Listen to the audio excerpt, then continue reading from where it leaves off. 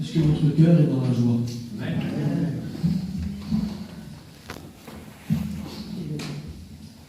Est-ce que vous croyez que le Seigneur, quand le Seigneur dit réjouis-toi, qu'est-ce qui peut se passer?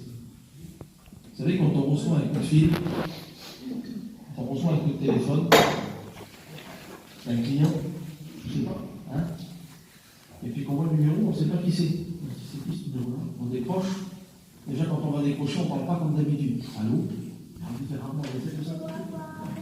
Parce qu'on sait qu'il y a quelqu'un au bout du fil qui peut être important. Et puis ce monsieur-là, il me dit, monsieur Intel, oui, c'est vrai, réjouissez-vous. Ce mot-là va ouvrir notre écoute. Ce mot-là va ouvrir nos pensées. On va réfléchir différemment. On va penser différemment. On va s'attendre à quelque chose. On va dire, qu'est-ce qu'il veut me dire ce monsieur-là? C'est pas une mauvaise nouvelle. Quand on dit réjouis-toi, quand on dit réjouissez-vous, ça veut dire qu'il y a une bonne nouvelle qui va arriver. C'est ça. Et là, à ce moment-là, on va s'attendre à quelque chose. On va se dire, ce monsieur-là, il a un chantier pour moi, ou il a quelque chose, je ne sais pas, il a une bonne nouvelle à m'annoncer. On s'attend à quelque chose. Si les petits font du bruit, on sent la campagne, on sent la maison, on ne veut pas, on veut écouter. Parce qu'on s'attend à quelque chose. Ce petit mot au téléphone va changer notre attitude. Ce petit mot va déclencher quelque chose en nous. On va s'attendre à quelque chose. On était dans une disposition, d'une façon, et ce coup de téléphone va changer notre disposition. On va s'attendre à quelque chose. Mais quand Dieu te dit ce matin, réjouis-toi, qu'est-ce que ça produit en toi? Est-ce que ça change ton écoute? Ce n'est pas un homme qui te le dit. Ce n'est pas un monsieur qui te le dit. C'est ton Père. C'est ton roi. Et Dieu te dit ce matin, réjouis-toi. Si Dieu te dit réjouis-toi, vous savez, il y a des gens, quand on leur dit réjouis-toi, ce qu'ils disent, on verra. On verra. Tu l'as peut-être dit, réjouis-toi, mais on verra. Ah ben, on verra, c'est la façon religieuse de dire non. Allez, au lieu de dire non, on dit on verra. Mais au fond de notre cœur, c'est non, on ne s'attend à rien. Vous savez pourquoi on ne s'attend à rien? Parce qu'on a perdu l'essentiel. Et l'essentiel dans une vie chrétienne, c'est quoi? L'essentiel dans une vie chrétienne, c'est la foi. Si on perd la foi, on perd tout. Si on perd la foi, la Bible ne reste qu'un livre. On a tous une mesure de foi. Si vous êtes là ce matin, c'est parce que vous avez la foi dans votre cœur. Mais il y a des mesures de foi. Il y a des niveaux de foi. Les disciples vont venir vers Jésus, ils vont lui dire une chose, au bon coup la foi. Parce qu'ils sentaient dans leur cœur qu'ils avaient besoin que leur foi grandisse. Et si les disciples en avaient besoin, c'est parce qu'ils en avaient besoin, mais on en a besoin aujourd'hui. On a tous un niveau de foi. Et pour certains, on a un niveau de foi simplement pour venir à la réunion, pour occuper une chaise et écouter le message. On a la foi ce matin, pour certains, de croire que Jésus est vivant. On a la foi pour certains de croire que Jésus est monté à la croix du calvaire. On a la foi pour certains de dire je suis un chrétien, je suis une chrétienne, j'ai la foi. Oui. Mais il y a des niveaux de foi. Et il y a des hommes et des femmes qui ont la foi, qui est capable de dépasser des montagnes. Et il y a des hommes et des femmes qui ont une foi tellement grande que les problèmes et les soucis, les tracas et la maladie et les soucis de la vie ne les atteignent pas. Pourquoi? Parce qu'ils sont remplis de foi. Vous comprenez? Et ce matin, on a besoin d'une chose. On a besoin d'une chose. Je lisais un verset ce matin qui se trouve dans Éphésiens chapitre 5, verset 18. Il va dire une chose, et je me suis arrêté un jour sur ce verset, j'ai essayé de comprendre. Et ce verset nous dit, ne vous enivrez pas de vin. Il dit, car ceci est de la débauche. Et il va dire une chose, et ça m'a marqué un petit peu ce verset. Il parle du vin, et puis d'un seul coup, il dit, ne vous enivrez pas de vin, ceci est de la débauche. Mais il dit bien au contraire, il dit, soyez remplis du Saint-Esprit. Et je me posais la question, j'ai essayé de enivrer. Quand on s'enivre de vin, on comprend ce mot-là. S'enivrer, ça veut dire boire beaucoup. S'enivrer de vin, ça veut dire boire beaucoup. Et j'essayais de comprendre. J'essayais pas donner une image, mais j'essayais de comprendre quelque chose. Et regardez, j'ai compris ça. Il dit, ne vous enivrez pas de vin, car ceci est de la débauche. Mais il dit bien au contraire, soyez remplis du Saint-Esprit. Et il dit ça dans quel but? Je pense à cela, enivré de vin. Ça veut dire quoi? Ça veut dire que si je bois, moi je bois un verre de vin, mes frères, on boit tous un verre de vin en mangeant, il n'y a pas de problème. Comprenez, c'est pas de ça que je veux vous parler. Mais si je bois un verre de vin, c'est qui va diriger le vin? Attendez, si je bois un verre de vin, c'est qui va diriger le vin? C'est moi qui va diriger le verre de vin. Le verre de vin, il ne va pas me diriger. Mais si je m'enivre de vin, et si je bois la bouteille entière, alors c'est la bouteille qui va me diriger. Vous comprenez? Eh bien, l'apôtre, il veut dire ça en réalité. Un petit peu d'esprit, un petit peu de Saint-Esprit. C'est nous qui va amener notre vie où on veut. On va marcher avec une marche charnelle, non spirituelle. Mais rempli du Saint-Esprit, enivré par le Saint-Esprit. C'est le Saint-Esprit qui nous conduira dans la vie. Et c'est ça qu'on a besoin. On a besoin de nous enivrer de l'Esprit de Dieu, afin de pouvoir marcher selon l'Esprit. Quand on est rempli du Saint-Esprit, alors la foi, elle grandit. Quand on est rempli du Saint-Esprit, le texte qui était que des mots devient une réalité de vie dans nos cœurs. Parce que la foi, elle grandit. On a besoin, mes frères et sœurs. J'aimerais qu'on prie le Seigneur ensemble. Vous voulez qu'on prie? Je bénis Dieu. Je bénis Dieu d'être parmi nous ce matin. Merci, mon Seigneur. Je demande à Daniel que tu puisses prier, Seigneur. Merci, mon Seigneur. Merci pour l'Esprit. Merci pour la grâce que tu nous fais encore ce matin de pouvoir écouter, Seigneur, encore ton messager que tu as choisi. Tu donneras les paroles, Seigneur, tu conduiras tout par ton esprit. Dispose les cœurs ce matin, reçois ce message qui vient du ciel. La gloire, l'honneur et le pouvoir ce matin. Merci, ma frère, merci. Amen. Merci, mon Dieu, je veux te louer, Seigneur, te rendre gloire, je t'aime, Seigneur. Merci pour la grâce que tu me fais.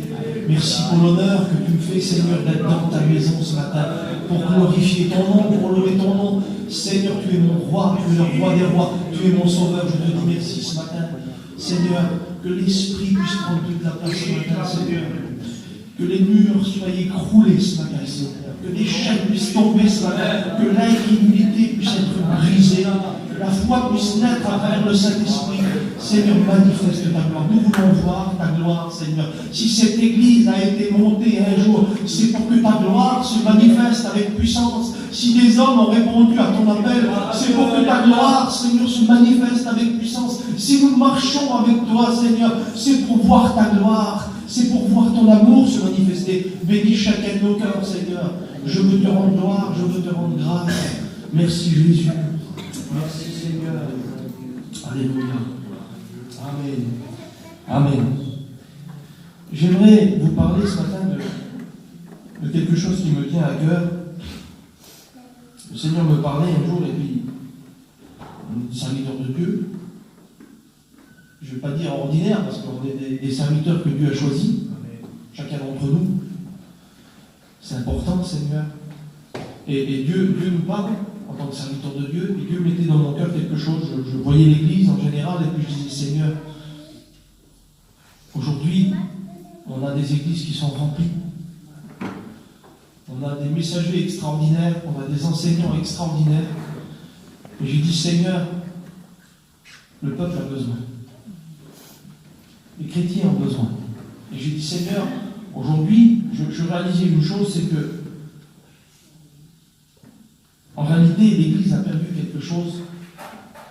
Vous savez, le diable sait nous frapper. Vous savez, il ne faut pas oublier, mes frères et sœurs, que Dieu a des objectifs pour nos vies. Est-ce que vous le croyez? Dieu a des objectifs. Il a des visions pour notre vie. Il a une direction pour notre vie. Il veut qu'on atteigne un but que lui, il a choisi pour nous. Il a préparé pour nous. Et il a des objectifs. Mais ce qu'il ne faut pas oublier, mes frères et sœurs, c'est qu'il y a un autre aussi qui a des objectifs pour l'Église. Oui. Il s'appelle l'ennemi de nos âmes, il s'appelle Satan. Et lui aussi, il a des objectifs pour l'Église. Mais ce n'est pas du tout les mêmes objectifs. Et je voudrais vous dire qu'aujourd'hui, je réalisais quelque chose dans mon cœur. L'objectif principal que l'ennemi a pour l'Église, pour le chrétien, c'est un objectif bien précis. C'est une vision bien précise. Et puis, j'aimerais vous dire que l'objectif de Satan, c'est pas que vous soyez malade. Non, c'est pas ça. L'objectif de l'ennemi, c'est pas que vous soyez dans la dépression. L'objectif de l'ennemi, c'est pas que, en réalité, c'est pas que vous avez des problèmes, vous avez plus de sous, vous avez plus rien, vous êtes dans la misère. Non, c'est pas ça. L'objectif de Satan, c'est quoi en réalité? Et je réalisais ça dans mon cœur. L'objectif que l'ennemi a, et ce qu'il veut le plus, parce que lui, il sait qu'il n'y a que ce moyen-là pour obtenir du Seigneur, c'est que l'Église perde la foi. C'est que tu perds la foi. C'est que tu n'as plus de foi. Alors oui, Seigneur, mais j'ai la foi, je suis là, j'occupe une chaise, je suis assis, Seigneur, ça fait des semaines et des mois que je suis chrétien, je suis là, je suis dans l'église, j'écoute ta parole, il se passe des choses, oui. Mais l'ennemi ne veut pas te sortir de l'église. L'ennemi, lui, veut que tu restes dans l'église. Pas de problème. C'est bien, continue. Mais ce qu'il veut, lui, c'est que tu perdes la foi. Parce que j'aimerais vous dire quelque chose. Le seul moyen que Dieu nous a donné pour l'accomplissement de ses promesses, c'est la foi. Sans la foi, la Bible dit qu'il est impossible de lui être agréable. Et il y a un verset dans la parole de Dieu qui nous dit aussi, quand le Fils de l'homme reviendra chercher son Église, quand il reviendra sur la terre, trouvera-t-il la foi sur la terre? Comprenez? Donc, c'est quelque chose, si Dieu le sait, j'aimerais vous dire, Dieu nous a donné un moyen. Il y a des centaines et des centaines de promesses que le Seigneur nous a laissées dans sa parole. C'est pour toi, c'est pour moi, c'est pour l'application dans ta vie. Et le moyen de l'accomplissement de ces promesses, c'est notre foi. C'est notre foi, c'est de croire, de s'approprier ces promesses. Et ce que l'ennemi veut, lui, c'est nous faire douter à travers les problèmes, à travers les soucis de la vie, c'est que notre foi elle diminue, c'est qu'on perde la foi, c'est qu'on devienne paralysé, c'est qu'on devienne bloqué, c'est qu'on ne croit plus que la gloire de Dieu peut se manifester. On est dans l'église, on ne s'attend plus à un miracle, on ne s'attend plus à rien. On vient à l'église, on vient à la réunion, on écoute des messages, mais il ne se passe plus rien. Vous avez vu, on ne voit plus de miracle, on ne voit plus la manifestation de la gloire de Dieu. Quand on voit un miracle, les chrétiens sont choqués. On a prié pour des gens avec un crédit, on a vu des crédits. Ah, c'est comme ça? Ah, Seigneur. On ne peut pas croire qu'un chrétien est comme ça. Vous comprenez ce que je veux dire? Un enfant de Dieu sait qui il est.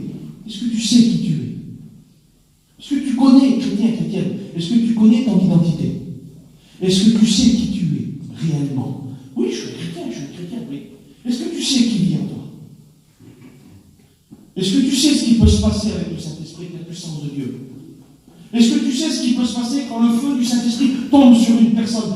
Quelle manifestation il peut y avoir? Quelle gloire il peut y avoir? Quelle guérison? Quelle délivrance il peut se passer? Est-ce que tu sais réellement ce qui peut se passer ici? Il y a des gens aujourd'hui où le Dieu de ce siècle a aveuglé leur intelligence. Il le dit le verset dans 2 Corinthiens chapitre 4 et verset 4. L'apôtre Paul parle et il va dire une chose. C'est sûr qu'il va parler à une église, il va parler à des chrétiens, il va parler à des enfants de Dieu. Mais il dit, les gens du dehors, ne soyez pas comme eux. Pourquoi? Il dit, parce que eux dehors, le Dieu de ce siècle, c'est-à-dire Satan, a aveuglé leur intelligence, afin qu'ils ne voient pas briller la splendeur de l'évangile. Et aujourd'hui, c'est ça. On a des enfants, des chrétiennes qui sont là et qui ne s'attendent plus à la gloire de Dieu, qui ne s'attendent plus à rien. C'est une réunion comme une autre. On vient à la réunion, on repart comme on est venu, et il ne se passe rien, et on reste des mois et des mois et des mois. Dieu aurait-il changé? Non, Dieu est toujours le même. Jésus est toujours le même. Mais l'homme change. Et le diable, ce qu'il veut, c'est aveugler ton intelligence, afin que ta foi diminue, afin que tu perdes ta foi. Il dit, ne soyez pas comme les gens du dehors. Parce que, pourquoi il dit ça? Parce que vous n'êtes pas comme les gens du dehors. Un chrétien, il n'est pas comme les gens du dehors.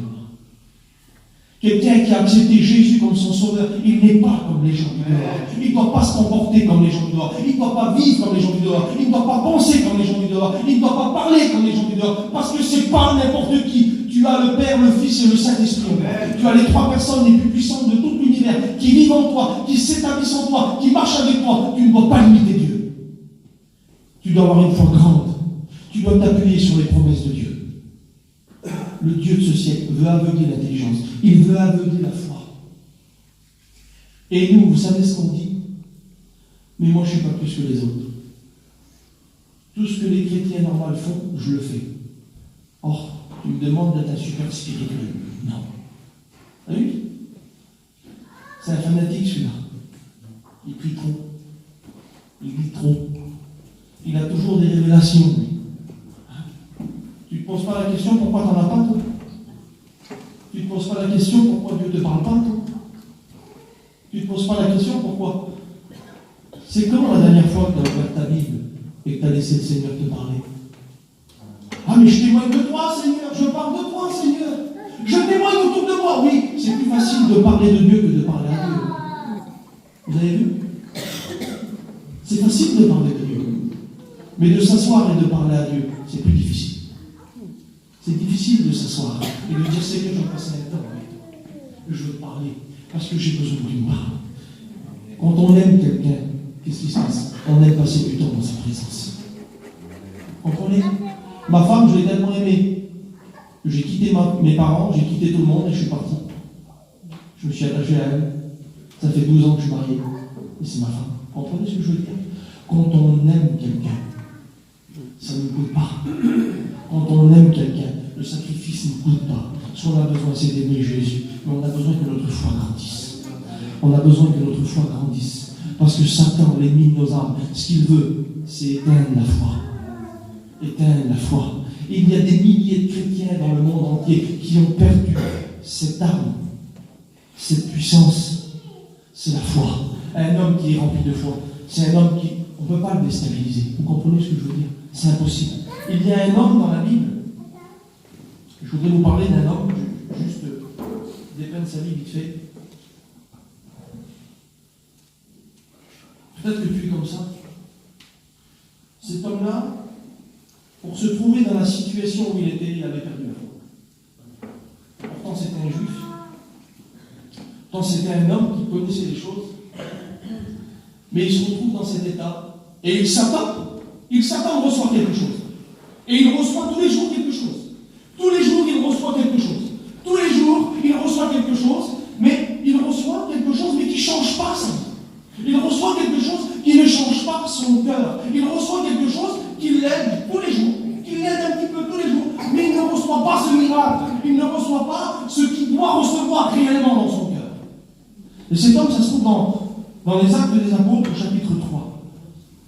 Pierre et Jean montaient au temple à l'heure de la prière. C'était la 9e heure. Il y avait un homme boiteux de naissance. Il était boiteux de naissance. Et il y a des gens qui sont comme ça, que depuis qu'ils ont reçu la nouvelle naissance, depuis le jour qu'ils ont rencontré Jésus, ils ont toujours été boiteux. Toute leur vie, ils ont toujours été boiteux. Ils ont toujours été devant le temple. Ils n'ont jamais pu rentrer dedans. Ils n'ont jamais pu rentrer pleinement dans la présence de Dieu. Ils n'ont jamais pu rentrer pleinement dans la foi. Ils n'ont jamais pu rentrer pleinement dans ce que Dieu est, dans la puissance du Seigneur, dans la gloire de Dieu. Ils sont toujours dans le temple. Ils s'attendent à quelque chose. Lui, il était là. On le plaçait devant le temple. Depuis sa naissance, il était boiteux. Et on le prenait et on le plaçait devant le temple. Et il était là devant le temple. Il était assis. Et il attendait quelque chose. Et tous les jours, il recevait quelque chose. Il était mendiant, il était là, il attendait, il faisait le monde, il attendait la petite pièce que quelqu'un passe et qu'il lui donne. Et tous les jours, il recevait sa petite pièce. Depuis que tu as reçu cette nouvelle naissance dans ton cœur, tu es là, devant le temple, et tu fais que demander, et tu as que des petites miettes, des petites pièces, des petites pièces. Et tu crois que c'est ça, la vie de Dieu? Tu crois que c'est ça? Mais Dieu, il a préparé quelque chose d'autre pour toi. Mais le diable t'aveugle. Et aujourd'hui, tu es aveugle spirituellement, et tu n'as pas la foi. Tu as la foi simplement pour la petite pièce. Mais tout ce que tu reçois depuis le temps, depuis ce jour que tu es rentré dans la nouvelle naissance, il était boiteux de naissance. Tu t'es converti boiteux et tu es resté boiteux. Tu as donné ton cœur au Seigneur, tu étais boiteux et tu as resté boiteux. Tu n'as pas vraiment rentré pleinement dans la nouvelle naissance, dans la présence de Dieu, parce que ta foi était trop faible.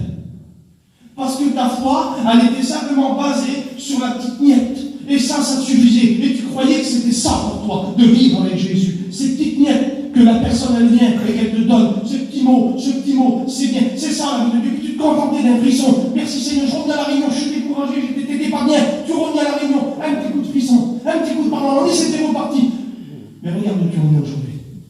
Tu es toujours devant le temple. Tu es là. Et t'attends encore cette petite miette. Mais je te le dis de la part de Dieu. Tu sais ce que le Seigneur il a pour toi? Il a sa gloire. Amen. Il a la bénédiction qui descend du ciel. Le surnaturel de Dieu peut se manifester pour toi. Il était là. Il avait un niveau de foi. Parce que c'était un juif. Il avait une foi. Il était là. Il avait quand même cette foi. Mais il avait cette foi simplement d'être devant le temple. Et de recevoir quelques petites pièces qui descendent. De quelqu'un qui passe. Et regardez ce qui s'est passé. Il dit, ce boiteux, on le portait et qu'on plaçait tous les jours devant la porte du temple, appelée la Belle, pour qu'il demande l'aumône, qu'il reçoive quelque chose. Cet homme, voyant Pierre et Jean, qui allaient entrer, leur demanda l'aumône. Il a demandé, comme d'habitude. Il était là. Il était habitué à faire ça. C'est pas grave. J'accepte ma situation. Il y a des gens qui font une fatalité de leur situation. Je suis boiteux, c'est vrai. Mais j'ai toujours été comme ça. Moi, le Seigneur, il me veut comme ça. Ça ne changera pas pour moi. Ça fait 10 ans que c'est comme ça. Ça fait 15 ans que c'est comme ça. C'est comme ça. Voilà. Je marcherai comme ça. De toute façon, je suis sauvé par grâce. Mais je te le dis, le Seigneur a préparé quelque chose d'autre pour toi. Au nom de Jésus, ne laisse pas le diable te dire que c'est une fatalité ce que tu es en train de vivre. Que c'est la volonté de Dieu ce que tu es en train de vivre. Je te le dis de la part de Dieu, c'est pas la volonté de Dieu. Parce que la volonté de Dieu, c'est quoi? On va le voir ensemble. Regardez. Ils étaient là. Pierre et Jean passent. Et cet homme s'attendait de recevoir. Il a fait l'aumône. Il demande à l'aumône. Pierre, de même que Jean, fixa les yeux sur lui. Regardez ce qui se passe. Pierre et Jean fixa les yeux sur lui. Et il dit, regarde-nous. Regarde-nous. Déjà, tous les gens qui passaient devant, regardez, ils vont dire quelque chose de particulier.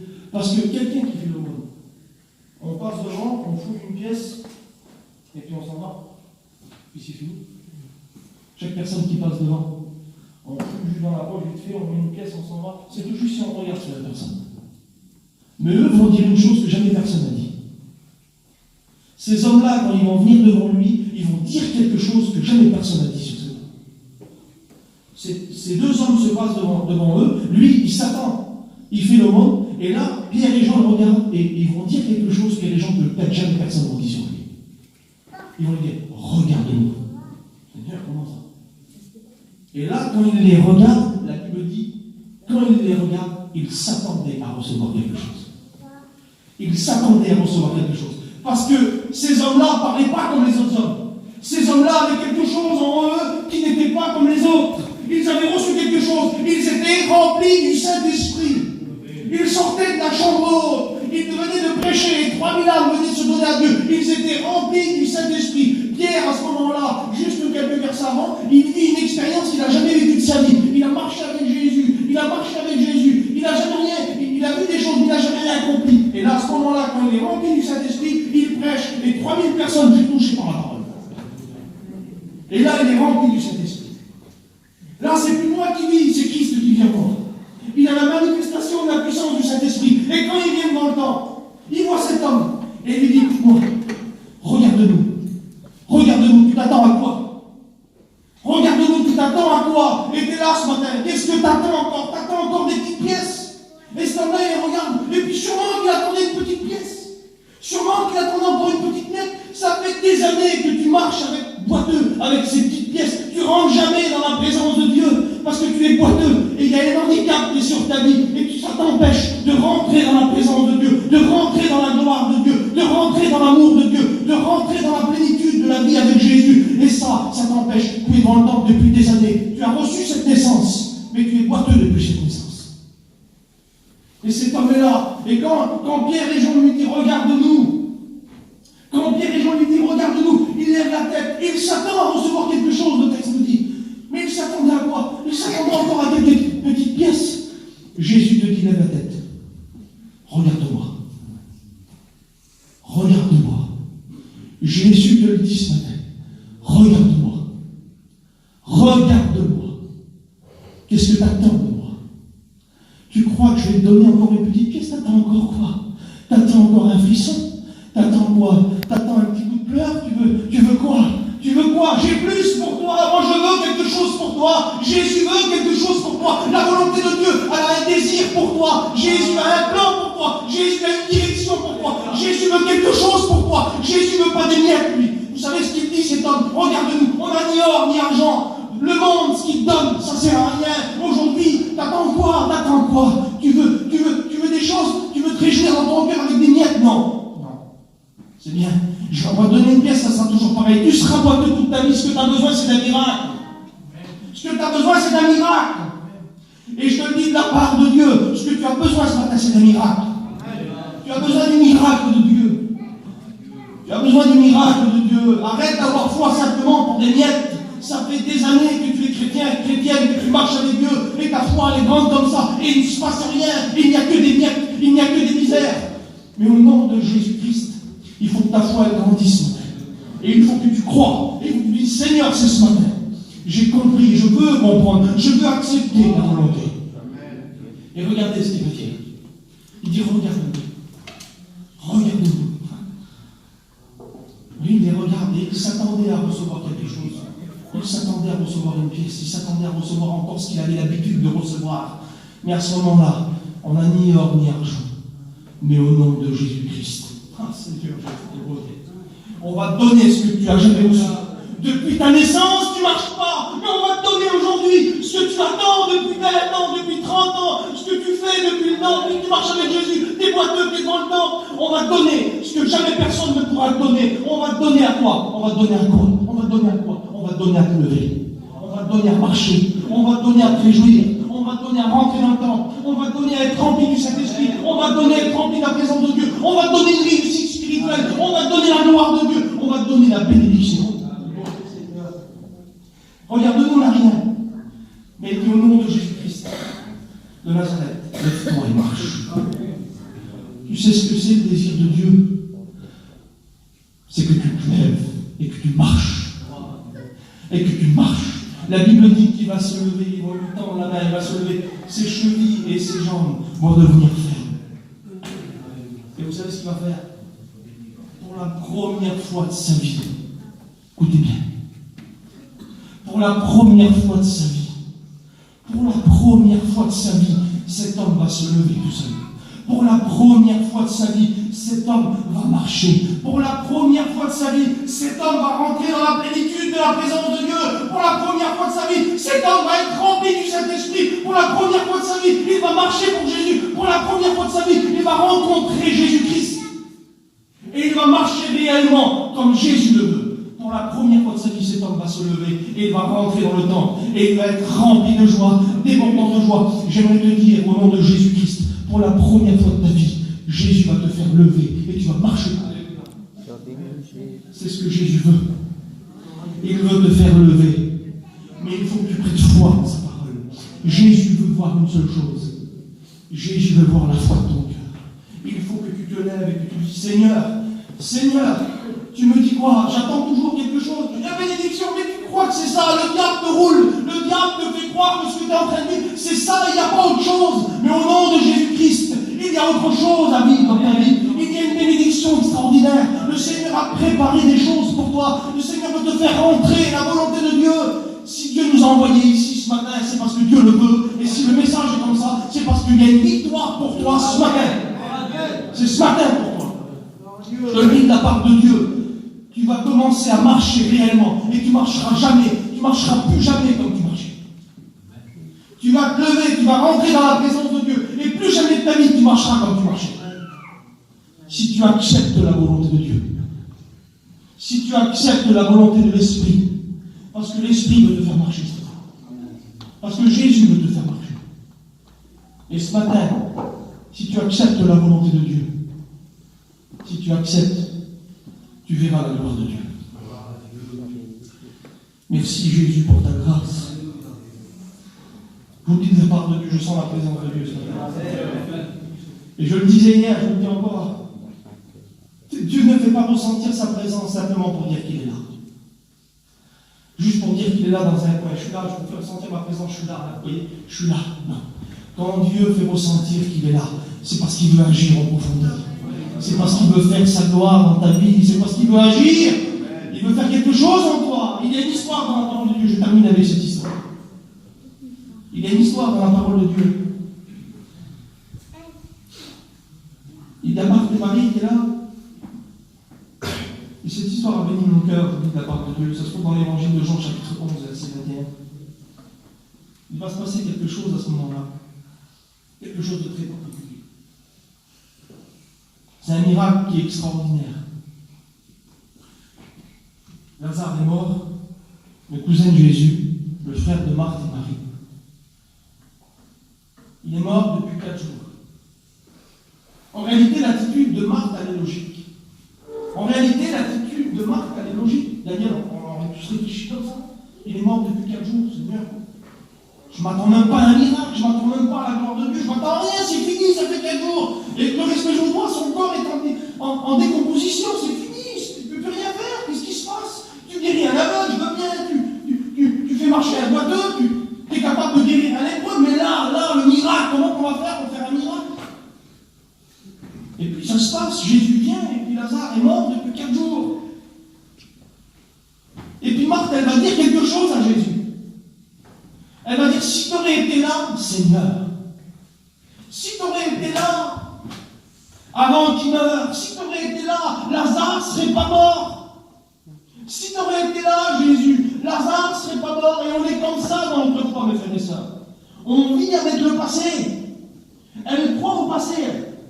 Elle croit que si Jésus aurait été là, il ne serait pas mort. Elle croit que le miracle aurait pu se faire, mais quand? Dans le passé. Maintenant, c'est trop tard. Et on vit avec le passé, mes frères et sœurs. On est des enfants du réveil, Daniel. On va tous être des aînés. On connaît les choses de Dieu. Il s'est passé des choses dans le passé. Il s'est passé des choses dans le réveil. Et puis quand on regarde le réveil en arrière, on dit quelle beauté, Seigneur. Puis c'est vrai. Quelle beauté le réveil. Quelle beauté pour les miracles qui s'est passé. On regarde en arrière. On croit au passé. On croit à ce qui s'est passé hier. On croit à la gloire de Dieu, les miracles dans le réveil, avec les nuits, avec les frères du réveil, avec Bans, avec Néné, avec tous les frères du réveil. Et puis on croit, on voit tout ça, on dit quelle beauté, puis c'est vrai, c'est beau, merci Seigneur. Il n'y a pas plus beau. On voit le passé en arrière, on vit avec le passé, on croit au passé, on croit au miracle du passé. Et puis elle se reprend dans son cœur. Elle se reprend dans son cœur. Elle va dire, oui, mais je sais, Seigneur, qu'il va ressusciter le dernier jour. Je sais que demain, il va ressusciter. Je sais que demain, il va revenir à la vie, au dernier jour. Et puis on est comme ça, mes frères, mes soeurs. On regarde le passé. On croit au miracle du passé. Et on a l'espérance de l'avenir. Vous croyez que Jésus revient? Est-ce que vous le croyez, mes frères et sœurs? Si on est là, c'est parce qu'on y croit. Et on croit à l'avenir. Et on se dit, Seigneur, quelle beauté les miracles qu'il y a eu en arrière, quelle beauté le réveil, quelle beauté tout ce qui s'est passé. Et on regarde devant et on se dit, mais Seigneur, je sais que tu vas venir me chercher. Je sais que tu vas venir me chercher. Je crois en ton retour. Mais là, Jésus reprend la parole. Et qu'est-ce qu'il lui dit? Arrête de regarder le passé. Arrête de regarder l'avenir. Il dit, ne t'ai-je pas dit, Marthe, que si tu crois, tu verras la gloire de Dieu. Arrête de regarder les miracles en arrière. Arrête de regarder que demain. Et aujourd'hui, on est comme ça, mes frères. On regarde en arrière, quelle beauté les miracles, quelle beauté tout ce qui s'est passé, quelle beauté toutes les manifestations qu'il y a eu. Et puis on est là, on a un problème, on est handicapé spirituellement, on est boiteux, on est devant le temple, on est mort spirituellement depuis des jours, depuis des semaines, c'est fini. Et puis on est là, puis on se dit, c'est pas grave, moi. Le Seigneur, il ne veut pas me guérir. Je l'ai écouté plein de fois. Le Seigneur, il ne veut pas me guérir, moi. Le Seigneur, il veut pas. Il veut que je marche comme ça, parce que c'est comme ça. Non. Je te le dis de la part de Dieu. La volonté de Dieu, c'est que tu marches pour lui. La volonté de Dieu, c'est que tu vois les miracles. La volonté de Dieu, c'est que tu vois sa gloire se manifester dans la guérison, dans la délivrance, dans tout ce qu'il a pour toi. Et il regarde devant, et on regarde devant, et on croit à l'avenir. Mais Jésus la reprend et lui dit, arrête de regarder derrière. Arrête de regarder devant. C'est aujourd'hui. C'est maintenant. Le miracle, c'est maintenant. La gloire de Dieu, c'est maintenant. Et il lui dit, ne t'ai-je pas dit. Regardez ce qu'il dit. Ne t'ai-je pas dit. Ça veut dire qu'il lui avait déjà dit. Ça veut dire qu'elle le savait. Puis vous le savez, mes frères et sœurs, le Seigneur vous l'a déjà dit. Si tu crois, Tu verras. Combien de fois qu'il t'a dit, Seigneur Dieu, et pourtant tu es toujours pareil. Pourtant il ne se passe rien d'autre. Tu sais pourquoi? Parce que ce qu'il y a, Lazare était mort depuis 4 jours. Et il y a des choses en toi qui sont mortes, excuse-moi du mot, mais il y a des choses qui sont mortes en toi. Depuis des mois, depuis des semaines, depuis des années. Et le diable te fait croire que c'est pas la peine. Et le diable te fait croire qu'il faut que tu marches comme ça jusqu'à temps que le Seigneur revienne. Ça aurait été dans le passé, dans le temps du réveil, tu aurais eu ta bénédiction. Mais maintenant, il faut que tu marches comme ça. Je te dis de la part de Dieu. Jésus ne change pas. Jésus n'a pas changé et ne changera jamais. C'est la foi de l'homme qui dit. C'est parce que tu ne crois pas. C'est parce que ta foi, elle est basse. C'est parce que tu t'es habitué à avoir une foi comme tout le monde. C'est parce que avoir cette foi-là, c'est être un super spirituel, non? Il dit, voici les miracles qui accompagneront qui? Ceux qui marchent sur les genoux? Ceux qui jeûnent beaucoup? Ceux qui font beaucoup? Non. Il dit, voici les miracles qui accompagneront qui? Ceux qui auront cru. C'est rien d'autre. Ceux qui auront cru. Et si tu crois, tu verras la gloire de Dieu. Et là, il va dire quelque chose. Ne t'ai-je pas dit que si tu crois, tu verras la gloire de Dieu. Et là, il va dire une chose. Il va s'adresser aux hommes, il va dire, ôtez la pierre. Tu veux voir la gloire de Dieu? Tu veux voir la gloire de Dieu se manifester? Il faut que tu fasses une chose. Il y a la part de Dieu, mais il y a ta part à toi. Il faut que tu ôtes la pierre. Amen. La pierre de l'incrédulité. La pierre du doute. La pierre qui t'empêche de marcher pour lui. La pierre qui t'empêche de voir la main de Dieu te ressusciter. La pierre qui t'empêche de voir la main de Dieu qui te dit « Lève-toi et marche ». La pierre qui t'empêche de marcher pour lui. Le boulet qui est attaché qui t'empêche de marcher pour lui. Jésus veut briser ça. Et il veut que tu marches réellement pour lui. Il veut faire de toi une flamme de feu. Il veut faire de toi un homme de Dieu. Il veut faire de toi une femme de Dieu. Une femme remplie, un homme rempli du Saint-Esprit. Quelqu'un qui est capable de donner un mot. Quelqu'un qui est capable d'apporter une parole de guérison. Quelqu'un qui est capable d'apporter une parole de Dieu autour de soi. C'est ce que Jésus veut. C'est ce que Jésus veut ici. Vous savez, la volonté de Dieu, c'est quoi? C'est que les murs éclatent ici. C'est que l'église, elle explose. C'est qu'on agrandisse l'église. C'est que l'église, elle soit remplie. Mais Dieu a choisi qui? Il a choisi des anges. Il a choisi des chérubins, des séraphins. Il t'a choisi à toi pour avoir une parole de vie. Il t'a choisi à toi pour avoir une parole qui porte la vie. Mais pour cela, tu as besoin d'être libéré de ton handicap. Libéré de ce boulet, de cette chose qui t'empêche de marcher pour lui. Libéré de cette chose qui est morte en toi. Mais tu dois ôter la pierre. Tu dois ôter la pierre. Et là, à ce moment-là, il va dire ôter la pierre. Et quand on ôte la pierre, Jésus peut faire un miracle. Il n'y a plus d'obstacle devant. Il n'y a plus d'obstacle devant ton dos. Ce qui est mort pour tout le monde n'est pas mort pour Jésus. Comprenez ça? Ce qui est mort pour tout le monde, peut-être que pour toi, personne ne mise une pièce. Les gens, peut-être, ils ont été déçus de toi. Et toi, tu as été déçu de toi-même. Et tu te dis, Seigneur, je ne mise même pas une pièce sur moi. Ça fait tellement d'années que je suis comme ça. Mais pour que les gens, tout ce que les gens disent que c'est fini, pour Jésus, c'est jamais fini. Vous comprenez? C'était fini. Et Jésus dit non. Ôtez la pierre. Et Jésus a crié, Lazare, une voix forte. Lazare, sors. Et à ce moment-là, la Bible dit que le miracle va se faire. Lazare va se lever et il va sortir. Et il y a encore une part devant. Et c'est ce qu'on va faire pour toi. Il va dire une chose. Il va dire maintenant, il va dire aux hommes qui sont là, déliez-le. Dieu nous a donné le pouvoir de lier et de délier sur la terre. C'est la Bible qui le dit. Et là, il y a la part de l'homme. Tu veux voir la gloire de Dieu? Réponds à ce que Dieu veut te donner. On va prier pour toi et on va t'aider. On va délier tout ce qui est lié sur toi. Toutes ces choses qui t'empêchent de grandir avec lui, on va les délier, on va enlever tes liens. On va t'aider dans la prière. Au nom de Jésus, Dieu nous a donné le pouvoir. Le pouvoir. Je vous dis de la part de Dieu. C'est la puissance du Saint-Esprit. Dieu nous a donné le pouvoir de prier pour un malade. C'est sa volonté. Dieu nous a donné le pouvoir de lier, de délier sur la terre. Il faut que tu vives la volonté de Dieu. Il faut que tu marches dans la foi. Il faut que tu crois ce matin. Que le miracle peut se faire. Je vais arrêter. On va prier ça. On a assez dit.